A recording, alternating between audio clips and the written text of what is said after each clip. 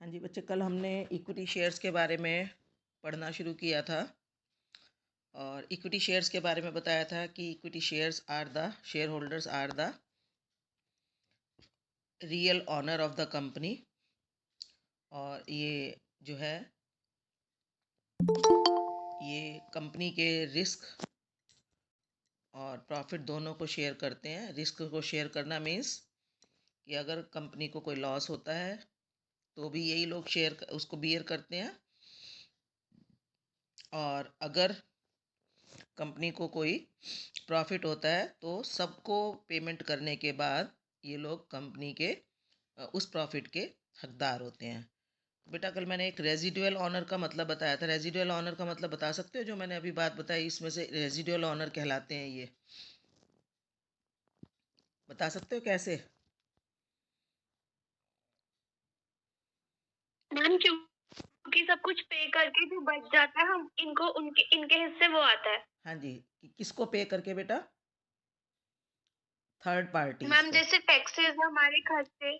हाँ, सारे खर्चे एम्प्लॉयज़ को, क्रेडिटर्स को, लैंडर्स को, जिन्होंने हमें लोन दे रखा है उनको उनको जो भी कुछ मिलना हो, गवर्नमेंट को टैक्स मिलना हो, उन सबको देने के बाद प्रॉफिट का जो भी पार्ट बचता है वो सारा इन इक्विटी होल्डर्स का कहलाता है। तो they are just like they are the owner of the company.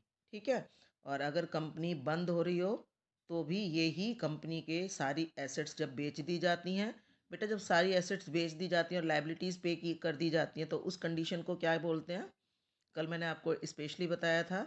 Liquidation of a company हाँ जी, या फिर winding up of a company. हाँ जी, winding up of the company के टाइम पर लिक्विडेशन कर दी जाती है। ठीक है। जब कंपनी वाइंड अप होती है तो सारी एसेट्स और लाइबिलिटीज़ को लिक्विडेट कर दिया जाता है। लिक्विडेट करने का मतलब क्या है? उसको क्या है मतलब बेटा?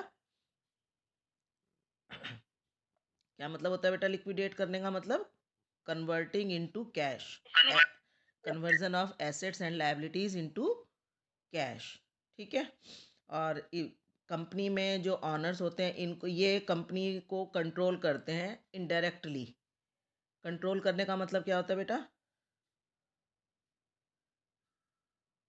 कंट्रोल करने का मतलब क्या होता है बच्चे?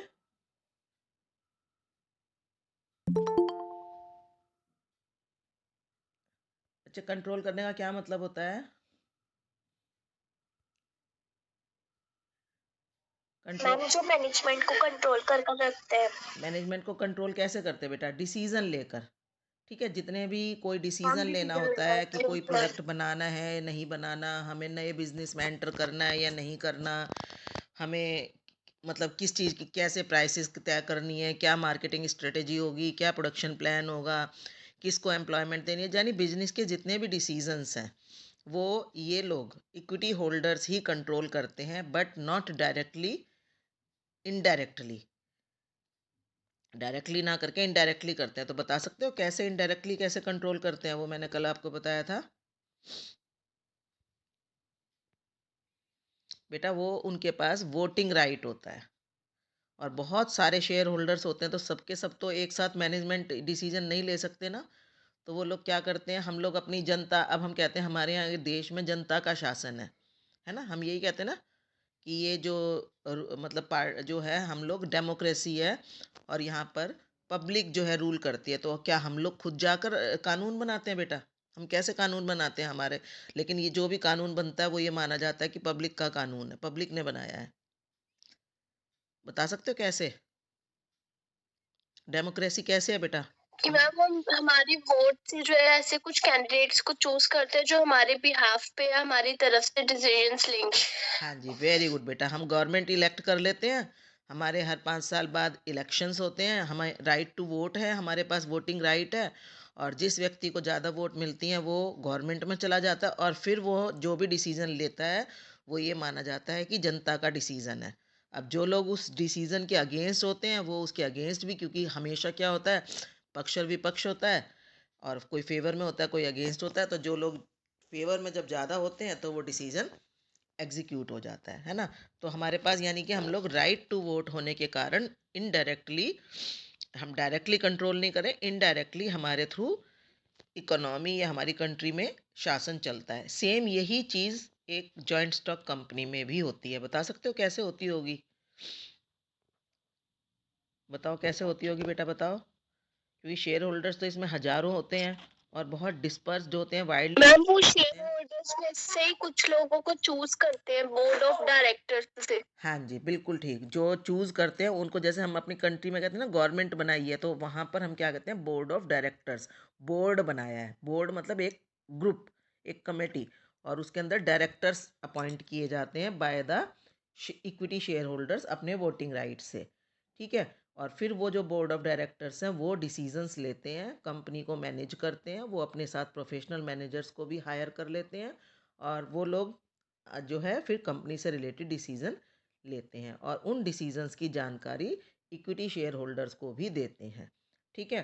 तो इनके पास एक सिर्फ इक्विटी शेयर होल्डर्स होते हैं जिनके पास वोटिंग राइट होता है। कंपनी में जो पैसा तो बहुत लोग लगाते हैं, इन्वेस्टर्स भी लगाते हैं, इन्वेस्टर्स मीन्स लैंडर्स भी लगाते हैं। लोन दे रखा तो उन्होंने भी कंपनी को पैसा तो दिया हुआ है ना चलाने के लिए। प्रेफरेंस शेयर होल्डर्स भी अपना पैसा देते हैं, लेकिन जो कंपनी के डिसीजन मेकिंग राइट्स हैं वो केवल इक्विटी शेयर होल्डर के पास होते हैं। ठीक है? इसके सारे मैंने आपको मेरिट्स करवा दिए थे कि इसका जो है जो उन लोगों के लिए सुटेबल है जो हाई रिस्क लेना चाहते हैं, है ना बेटा? अच्छा, इसमें उसकी मैंने आपको डिविडेंड की क्या बात बताई थी? डिविडेंड क्या होता है बेटा? कल मैंने आपको बताया था। डिविडेंड क्या होता है बेटा? मैम जो हाँ, प्रॉफिट के पार्ट होते हैं उनको हम डिविडेंड कहते प्रॉफिट का वो पार्ट जो इक्विटी शेयर होल्डर्स के लिए अवेलेबल होता है ना, वो यहाँ इसमें कंपलसरी होता है या नहीं होता? हैं। मैम कंपलसरी नहीं होता। नहीं होता, इसलिए अगर क्या है? प्रॉफिट होगा हाँ। तो मिलेगा और अगर नहीं होगा तो हाँ, नहीं तो मिलेगा। इससे कंपनी को क्या बेनिफिट होता है बेटा? मैम इससे कंपनी पे कोई भी बर्डन नहीं होता कि उसको मतलब उसकी लायबिलिटीज जो होती है वो थोड़ी कम हो जाती है। हाँ जी, उसको ये नहीं होता कि अगर उसने जिस जगह पर ये पैसा लगाया अगर वो प्रोजेक्ट सक्सेसफुल नहीं हो पाया तो उसके ऊपर ये एक बर्डन नहीं होता कि अब हमें इनको भी कुछ देना पड़ेगा। जबकि अगर हमने यही पैसा उधार लिया होता, हमने किसी से लोन लेकर लगाया होता, तो हमारा प्रोजेक्ट नहीं चला तो प्रोजेक्ट के कारण तो लॉस हुआ ही हुआ, साथ में हमें उसको जो फाइनेंस करने के कारण भी एक एक्स्ट्रा लॉस हमारा बढ़ जाता है। ठीक है? इसको परमानेंट कैपिटल क्यों कहा जाता है? बताओ बेटा, इसको परमानेंट कैपिटल क्यों कहा जाता है? Because it is to be repaid. मैंने आपको कल बताया था ना कि केवल लिक्विडेशन के टाइम इसको हम पे करेंगे। ठीक है? अगर कंपनी लिक्विडेट होती है सिर्फ तभी कंपनी से हम पैसा, कंपनी शेयर होल्डर्स को उनका पैसा वापस करती है। अगर शेयर होल्डर्स को, जिसने शेयर्स खरीदे हैं, उसको अपना पैसा बीच में चाहिए तो वो क्या कर सकता है? बता सकते हो कैसे? फिर किससे लेगा वो पैसा? भाई अगर हमने बैंक में पैसा जमा करवा रखा है और मुझे ज़रूरत पड़ गई तो मैं अपनी एफडी को भी बीच में ब्रेक कर सकती हूँ। मेरे सेविंग अकाउंट में पैसा पड़ा है तो मैं उसको जब मर्जी निकाल सकती हूँ। एफडी में से भी निकाल सकती हूँ। एफडी को भी हम बीच में, हालांकि वो होती है एक फ़िक्स टाइम के लिए, लेकिन हम उसको बीच में भी चाहे तो अपनी ज़रूरत के अनुसार पैसा निकाल सकते हैं। और सब जगह से हम अपना पैसा, चाहे हमने कोई भी बॉन्ड ले रखा है, निकाल सकते हैं। लेकिन इक्विटी शेयर्स का पैसा हम कभी भी कंपनी से वापस नहीं मांग सकते। फिर अगर मुझे अपना बीच में पैसा चाहिए, कंपनी तो 100 200 300 साल तक चलेगी, तो मुझे अगर अपना पैसा बीच में चाहिए, मुझे अपने पैसे की रिक्वायरमेंट है, तो मैं क्या कर सकती हूँ बेटा? मेरे पास क्या ऑप्शन है? बताओ बेटा। कल बताया था मैंने आपको, मेरे पास ऑप्शन है कि मैं शेयर मार्केट में अपने शेयर्स को सेल कर सकती हूँ। मैं अपना जो राइट है किसी दूसरे व्यक्ति को, कोई और व्यक्ति जो चाहता है मेरी कंपनी में एंटर करना, क्योंकि कंपनी के शेयर ये नहीं होते कि हम जब मर्जी खरीद लें। कंपनी से हम हमेशा नहीं खरीद सकते। कंपनी तो टाइम टू टाइम इशू निकालती है, आईपीओ कहते हैं, आईपीओ आ रहा है, अगर आप न्यूज़ वगैरह में कभी देखो तो टाइम टू टाइम कंपनीज जो हैं इनिशियल पब्लिक ऑफर्स, यानी पब्लिक को शेयर सेल करने के लिए टाइम टू टाइम निकालती हैं। ऐसा नहीं होता कि दुकान लगी हुई है और जाकर हम कंपनी से जब मर्जी शेयर्स खरीद लाएं। अगर हम जब मर्जी कंपनी से शेयर्स खरीदना चाहते हैं तो हमें सेकेंडरी मार्केट, यानी कि हमें सेकेंड हैंड समझ लो शेयर्स खरीदने पड़ते हैं। सेकेंड हैंड शेयर्स खरीदने का मतलब हम स्टॉक एक्सचेंज में कोई जो ऑलरेडी शेयर होल्डर है वो अगर कोई बेचना चाहता है तो उससे हम उसके शेयर लेकर कंपनी में अपना पैसा लगा सकते हैं। हम हमेशा जब मर्जी चाहें किसी कंपनी में पैसा लगाना चाहते हैं तो हम डायरेक्टली कंपनी में पैसा लगाने की बजाय किसी दूसरे शेयर होल्डर से शेयर्स खरीद कर ही पैसा इन्वेस्ट कर सकते हैं।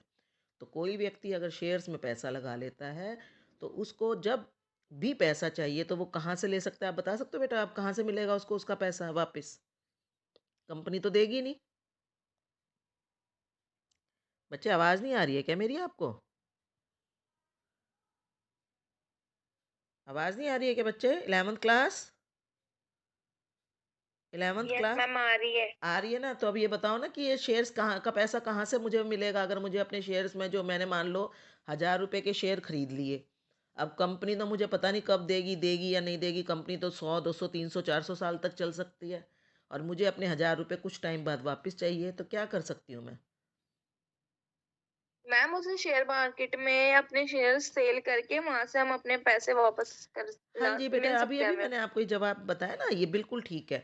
हम जो शेयर मार्केट, आपने स्टॉक एक्सचेंज का नाम सुना है कभी? बॉम्बे स्टॉक एक्सचेंज, या निफ्टी, सेंसेक्स, ये सुने हैं वर्ड कभी आपने? No ma'am. बेटा ये न्यूज़ में बहुत आते हैं, कभी आप न्यूज़ वगैरह देखा करो। कि आप नहीं पर सुनते, स्टॉक मार्केट उछला, सेंसेक्स बढ़ गया, सेंसेक्स गिर गया, ये कभी आपने वर्ड नहीं सुने न्यूज़ में?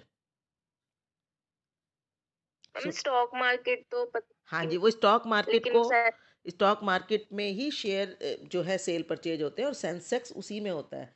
जब स्टॉक मार्केट बढ़ती है, यानी कि सभी शेयर्स के जब प्राइसेस बढ़ रहे होते हैं, तो हम कहते हैं सेंसेक्स बढ़ रहा है। वैसे ये 50 शेयर्स का बनाया जाता है। अगर वो 50 मेन शेयर्स की वैल्यू बढ़ती है तो हम कह देते हैं कि शेयर मार्केट बढ़ रही है। और अगर मेन 50 शेयर्स की वैल्यू गिर रही है, 30 सॉरी, इसमें सेंसेक्स में 30 शेयर्स होते हैं, और एक निफ्टी होता है नेशनल स्टॉक एक्सचेंज का, उसमें 50 शेयर्स होते हैं। तो वो शेयर्स की जब वैल्यू बढ़ती है तो हम कहते हैं सेंसेक्स बढ़ गया। ये कंपनी में इकोनॉमिक एक्टिविटीज़ को बढ़ रही हैं या घट रही हैं, उसको उसको शो करता है। समझ में आया बेटा? कहाँ से मिलेगा हमारा पैसा वापस हमें? अच्छा, ये क्रेडिट वर्दीनेस प्रोवाइड करते हैं कंपनी को, बताओ कैसे? कल मैंने ये भी बताया था आपको। यस हाँ बताओ, मैम। पहले तो बताओ क्रेडिट वर्दीनेस होती क्या है? क्रेडिट वर्दीनेस होती है लोन लेने की कैपेसिटी। जो व्यक्ति जितना ज़्यादा क्रेडिट वर्दी होता है, उसकी लोन लेने की कैपेसिटी उतनी ज़्यादा होती है। लोग उसको, जितना अच्छा उसकी क्रेडिट रेटिंग होती है, तो उसको जो बैंक्स हैं, फाइनेंशियल इंस्टीट्यूशंस हैं, और इवन पब्लिक, और इवन अगर हम अपने घर में भी देखें तो हमारे रिश्तेदार भी उस व्यक्ति को लोन देने के लिए हमेशा तैयार रहते हैं जिसकी क्रेडिट वर्दीनेस अच्छी हो, जिसके पास अपनी एसेट्स हों, एसेट्स उसकी लोन पर ना ले रखी हो उसने, उसके पास बैंक में बैलेंस अच्छा हो, उसकी रेगुलर फ्लो ऑफ इनकम उसका अच्छा हो, और पहले भी कभी उसने जब भी लोन लिए हो उसने टाइम पर चुका दिए हो, तो हम कहते हैं ये व्यक्ति, इस व्यक्ति की लोन लेने की क्षमता बहुत अच्छी है, तो सब लोग उसको आसानी से लोन्स देते हैं। समझ रहे हो मेरी बात? ये चीज़ हमारी आम अपनी लाइफ में इंडिविजुअली भी ऐसा ही होता है। हम लोगों को, अगर आपकी कोई फ्रेंड आपसे पैसे उधार मांगे, तो आप किसको जल्दी आसानी से उधार दोगे पैसे? किसको दोगे? जो जिसका, पैसे टाइम पे लौटा देती हो। हाँ, जिसका आपको लगे कि ये मेरे पैसे टाइम पर, ये सबके पैसे टाइम पर लौटा देती है, इसको आसानी से, मतलब इसको जेन्युइन इसको ज़रूरत है। मतलब इस तरह से हम उधार देते हुए हमेशा व्यक्ति की, उसको वापस करने की क्षमता को देखते हैं कि वो वापस कर पाएगी या नहीं कर पाएगी। तो ऐसे कंपनी का भी होता है कि कंपनी को भी देखा जाता है कि वो क्रेडिट वर्दी है या नहीं है, वो टाइम पर पैसे दे देगी या नहीं देगी। तो ये जो शेयर कैपिटल है वो कंपनी की क्रेडिट वर्दीनेस बढ़ाती है। तो कैसे बढ़ा सकती है, कुछ बता सकते हो मुझे ये बात?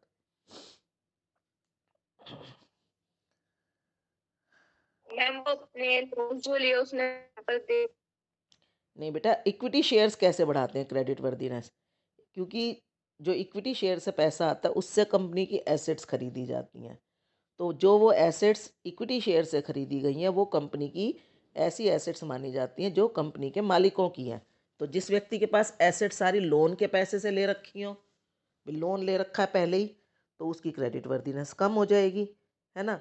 और लेकिन अगर उन्होंने एसेट्स अपने पैसे से खरीद रखी हैं, इक्विटी शेयर से एसेट्स खरीद रखी हैं, तो कंपनी की क्रेडिट वर्दीनेस बढ़ती जाती है। ठीक है। Funds can be raise through equity issue without creating any charge on the asset. Charge create करने का क्या मतलब बताया था मैंने आपको? चार्ज क्रिएट करना, बताओ बेटा। मैम चार्ज क्रिएट करना मतलब कि जब अगर मुझे और पैसों की जरूरत है तो उसको मैं मॉर्टगेज कर सकती हूँ, उसको मैं गिरवी रख सकती हूँ। हाँ जी, गिरवी रख लेना को कहते हैं चार्ज क्रिएट करना। जब हम कोई एसेट गिरवी रख देते हैं ना और फिर बदले में पैसे लेते हैं तो उसके कहते हैं हमने एसेट के अगेंस्ट चार्ज क्रिएट कर दिया। तो ये वाला जो पैसा है ना, वो हमें कोई भी एसेट पर चार्ज क्रिएट किए बिना ही मिल जाता है। देखो ये क्या कह रहा है, without creating any charge on the asset. हमें कोई भी एसेट गिरवी नहीं रखनी पड़ती। तो इससे बेनिफिट क्या होता है कि फ्यूचर में जब हमें और लोन चाहिए और पैसा चाहिए तो हम अपनी उन एसेट्स को के अगेंस्ट चार्ज क्रिएट करके बाद में आसानी से पैसा ले सकते हैं। तो ये हमारी फंड रेजिंग कैपेसिटी को बढ़ाता है। ठीक है। तो ये सारे पॉइंट्स मैंने कल आपको करवाए थे डिटेल में। और डेमोक्रेटिक कंट्रोल है कि इससे जो है डेमोक्रेटिक, मैंने अभी अभी आपको बताया है कि कंट्रोल जो है डेमोक्रेटिक रहता है, सब लोग मिलकर डिसीजन लेते हैं। अब लिमिटेशंस क्या है देखो। इसकी लिमिटेशन यानी इस तरीके से पैसा अगर कंपनी रेज करती है सारा, देखो हमेशा ये कहा जाता है कि हमें एक कंपनी को अपना एक पूरा स्ट्रक्चर बनाना चाहिए, फाइनेंशियल स्ट्रक्चर बनाना चाहिए। और सिर्फ एक सोर्स पर, एक तरह के तरीके पर केवल डिपेंडेंट नहीं होना चाहिए। तो देखो पहला ये कह रहा है investor who want study. Study का मतलब क्या है कि जिनको लगातार जो है इनकम चाहिए। स्टडी मतलब एक रेगुलर इनकम चाहिए, ये नहीं कि कभी कम कभी ज़्यादा। इक्विटी शेयर्स में तो क्या है, कभी कम इनकम होगी, कभी ज़्यादा होगी, कभी नहीं होगी। आपको डिविडेंड कंपनी कभी ज़्यादा देगी, कभी कम देगी, या कई बार कंपनी नहीं देगी डिविडेंड।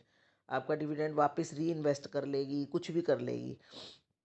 तो कह रहे जिन लोगों को स्टडी इनकम चाहिए, जो लोग चाहते हैं कि मैं पैसा इन्वेस्ट करूं और मुझे रेगुलरली एक फिक्स अमाउंट से इनकम मिलती रहे, वो लोग जो है इक्विटी शेयर्स को प्रेफर नहीं करेंगे। ठीक है।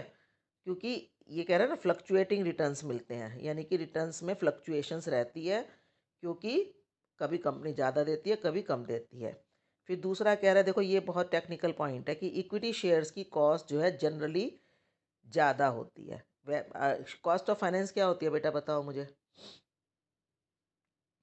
कॉस्ट ऑफ फाइनेंस मैं आपको कई बार बता चुकी ना कि जो हमें पैसा मिलता है उसके वो पैसा लेने के लिए भी हमें खर्चा करना पड़ता है। वो क्यों, कौन सा खर्चा होता है बेटा? फाइनेंस का खर्च कौन सा माना जाता है, बताओ बच्चे। देखो आपका रिस्पांस नहीं आता ना, फिर ऐसा लगता है कि जैसे मैंने आपको कुछ करवाया नहीं है। मैंने आपको ये बात बताई थी। कॉस्ट ऑफ फाइनेंस होता है, एक तो होता है फाइनेंस को रेज करने की कॉस्ट, यानी जब हम पैसा इकट्ठा करते हैं तो हमें खर्चे करने पड़ते हैं, प्रोसेसिंग फीस देनी पड़ती है, प्रोजेक्ट रिपोर्ट वगैरह, उसको बोलते हैं फ्लोटेशन कॉस्ट।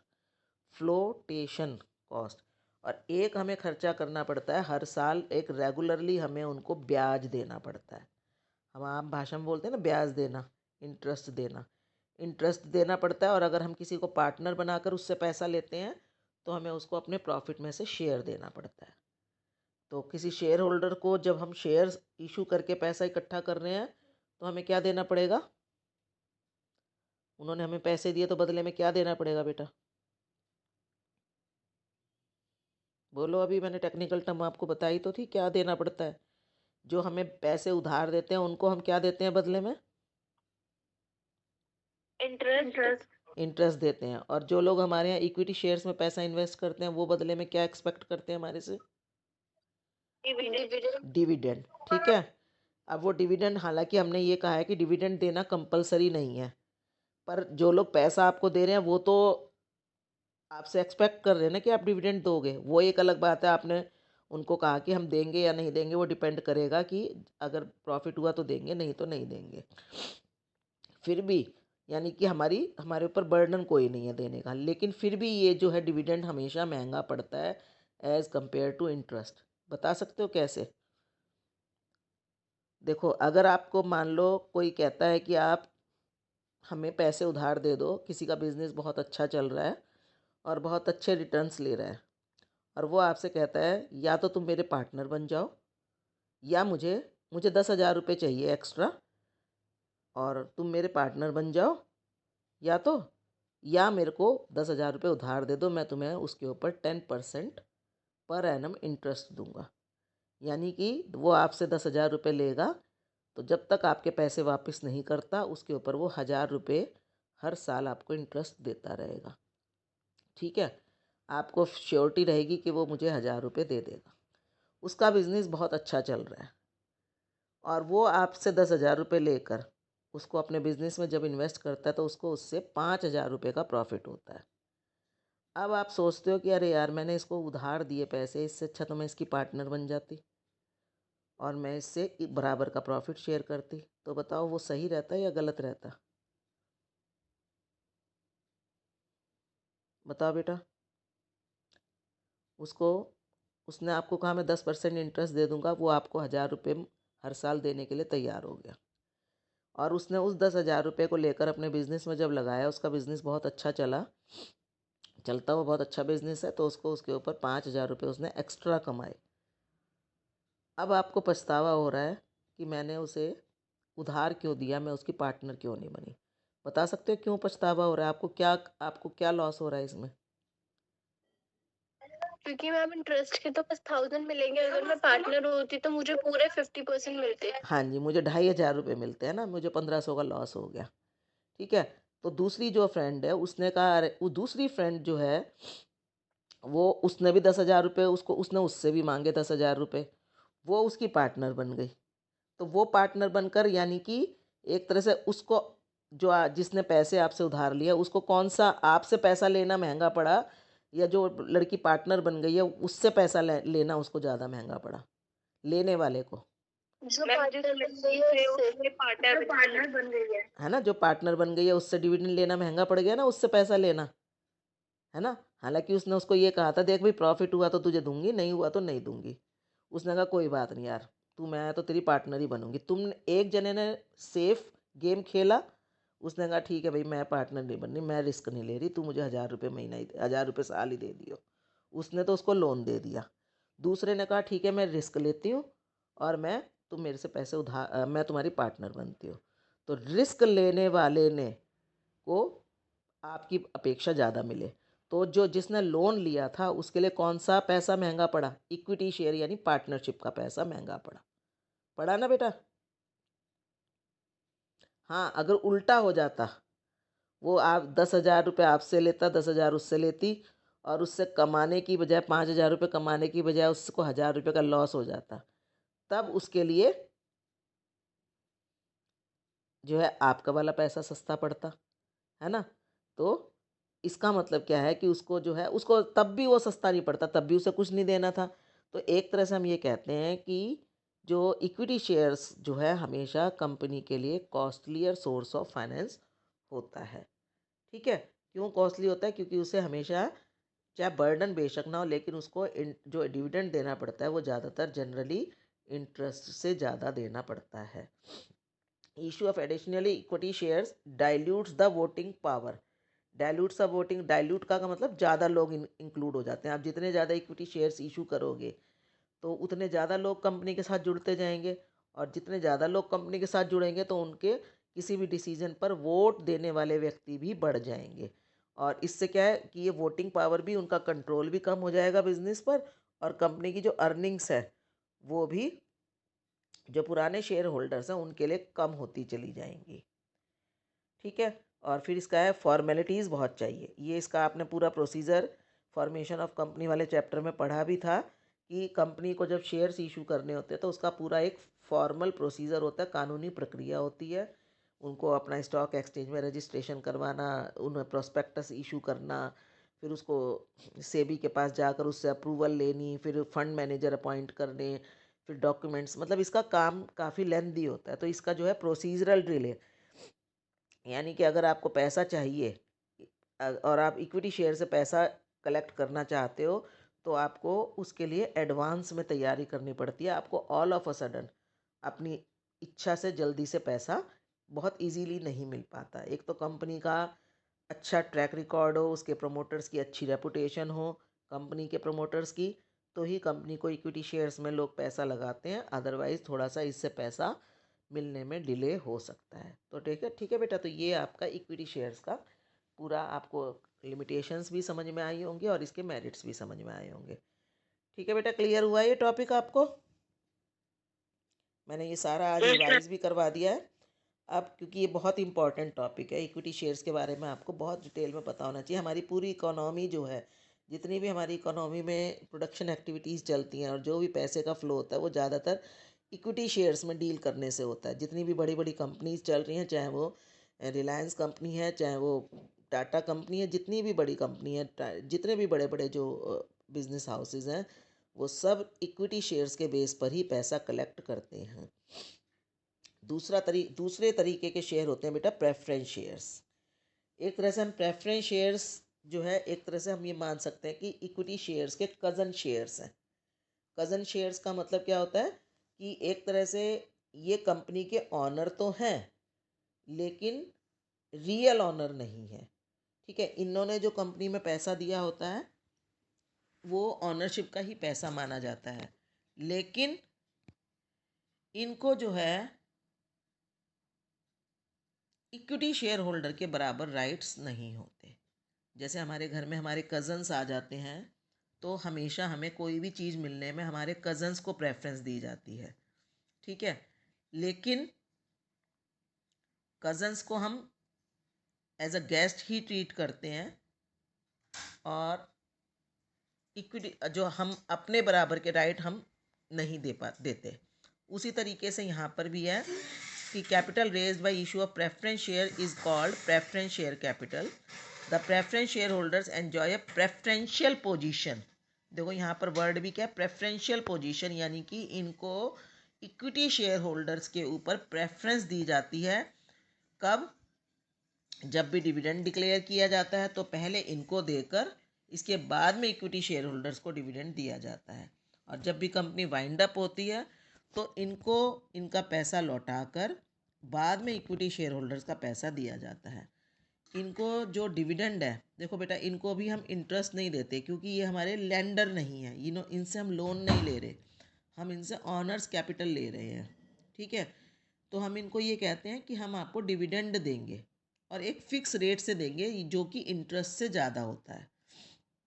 ठीक है, अगर हमने किसी से पड़ोसी से पैसा लिया, किसी बाहर वाले से पैसा लिया, तो उसको तो हम इंटरेस्ट देंगे। इनको हमने बाहर वाला नहीं बनाया, ये हैं हमारी मतलब जॉइंट स्टॉक कंपनी के ऑनर्स की फैमिली से ही, लेकिन ये पूरी तरह से ऑनर भी नहीं है।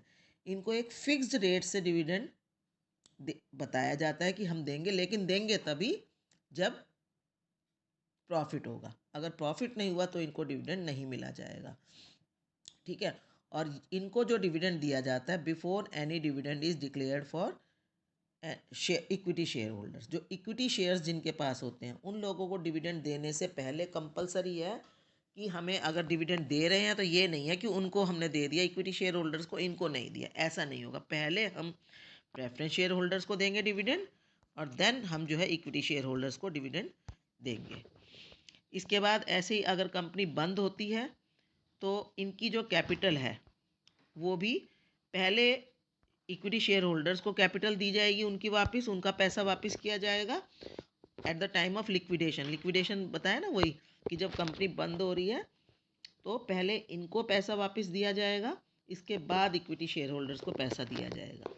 तो इस तरह से ये लोग ना तो पूरी तरह से कंपनी के लिए आउटसाइडर हैं, ठीक है, और ना ही ये लोग कंपनी के लिए पूरी तरह से ऑनर है।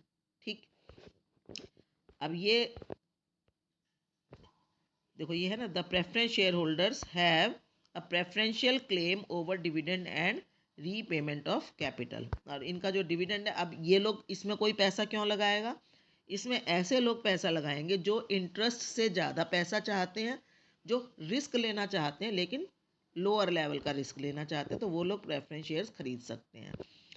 अब देखो, इन्होंने एक वर्ड दिया है, preference share resemble debentures. Debentures क्या होते हैं ये मैं आपको अभी अगली उसमें क्लास में बताऊंगी, तब आपको समझ में आएगा कि ये कैसे उससे रिजेंबल करते हैं। रिजेंबल करना मतलब मिलते जुलते हैं। कि अब देखो, preference shares have some characteristics of both equity shares and debentures. इनके पास दोनों चीज़ों के कैरेक्टरिस्टिक्स मतलब जो विशेषताएं, खास बात इक्विटी शेयर की भी थोड़ी सी बातें इनके अंदर है। इनको हाइब्रिड सिक्योरिटी भी बोला जाता है। हाइब्रिड समझ रहे हो? हाइब्रिड का मतलब ऐसी सिक्योरिटी, ऐसा पैसा जो कि हाइब्रिड, जिसमें दो चीज़ों के गुण होते हैं, उसको बोलते हैं हाइब्रिड करना। जिसके अंदर मतलब एक चीज़ के गुण ना होकर बल्कि दो चीज़ों के गुण होते हैं, उसको हम हाइब्रिड सिक्योरिटी बोलते हैं। तो ये हाइब्रिड होते हैं, इनको हम हाइब्रिड सिक्योरिटी भी कहते हैं। A company can issue different types of preference shares. अब देखो इसके मेरिट्स क्या हैं।